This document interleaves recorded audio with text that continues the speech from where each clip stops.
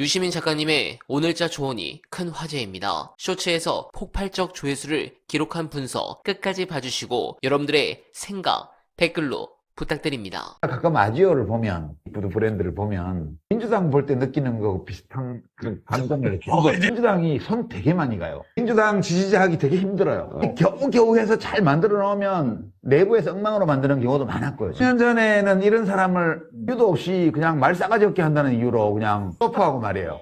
그 도대체가 이게 그 10년 전에 컷오프 됐던 분이 지금 당대표예요, 지금. 이게 말이 돼요, 이게? 10년 전에 민주당이 얼마나 엉망인 상태였냐는 거예요. 민주당은 여러 차례 부침을 겪으면서 거의 당이 망했던 적도 있어요. 근데 그거를 시민들이 당원 가입하고 당 안에서 또 시민들을 맞아들이기 위해서 제도를 만들고 이렇게 하면서 문재인 대통령이 그 당대표 시절에 온라인 플랫폼으로 가기 위한 기초 작업하고 또 거기 뭐 문성근 씨부터 해서 시민사회에서 막 참여하고 시민곡절 끝에 여기까지 왔죠. 지금은 아주 훌륭한 플랫폼 장난이 돼 있죠. 근데 영원한 건 없어요. 그러니까 끊임없이 손을 보지 않으면 좀 문제가 생겨, 이 당이. 밖에 있는 사람들이 되게 속을 끓이면서도 어쩔 수 없어. 당은 손이 많이 가. 그러니까 문제가 생기면 계속 해결해줘야 돼. 그러니까 지금은 야당이 거의 밀려난 상태여가지고 민주당이라는 이 정당이 바로 안 서면 나라가 안 서. 그러니까 대한민국을 위해서 이 당을 어떻게 해야 돼. 그래서 이거를 계속 손을 보면서 오는 거예요, 지금까지.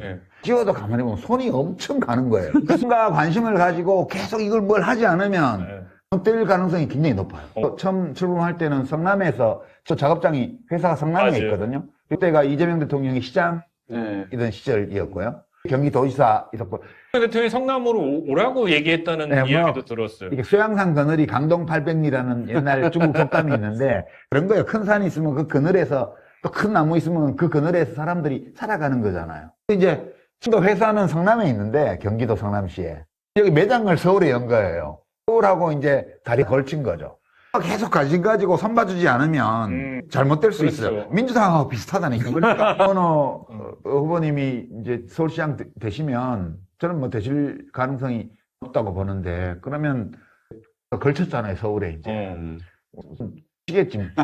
사선거 나서 떨어져 본 것밖에 없는 놈이 뭐 잘났다고 충고를 하겠어요. 그냥 덕담 차원에서. 그 기간에는 들하고 깊이 있는 대화를 하기가 좀 어려우실 거예요. 많은 사람들을 만나야 하고 현장을 다녀야 되기 때문에 선거운동 기간에는 마음을 완전히 넣어서 깊이 있는 어떤 대화를 하거나 어떤 문제에 천착해 가기 좀 힘들어요. 이제 잘 거라고 보고요. 끝난 후에 이제 큰 책임을 맡게 되면 이제 여유를 가지고 하기 때문에 저는 잘 들어주는 시장님이 것 같다는 그런 기대도 있고요. 들어주는 못 해줄 수 있어요. 서울시장이 모든 문제를 다 해결할 수 있는 그런 권한과 뭐를 가지고 있는 건 아니니까 사람들이 볼 때 다 못 해주더라도 우리가 하는 이야기, 우리의 요구, 소망 이런 것들을 쭉 들어주는 시장님이 계신 것만으로도 살고 있는 이 도시에 대해서 훨씬 더 큰 애정을 느낄 수 있거든요. 이렇게 되실 수 있는 분 아닌가? 네, 공감합니다. 서울시장 선거 매우 중요한데 현재 모든 요소를 종합한 여론조사엠의 빅데이터 분석을 보면 사실 이 정도 판세면 그 어떤 네거티브나 바람도 흔들리지 않을 격차는 맞습니다. 허나 선거는 고개를 들면 망합니다. 민주당이 3표가 부족하다는 심정으로 끝까지 방심하지 말고 최선을 다해주시길 간절하게 부탁드리며 어나바는 내일도 최선을 다하겠습니다. 여러분 고맙습니다.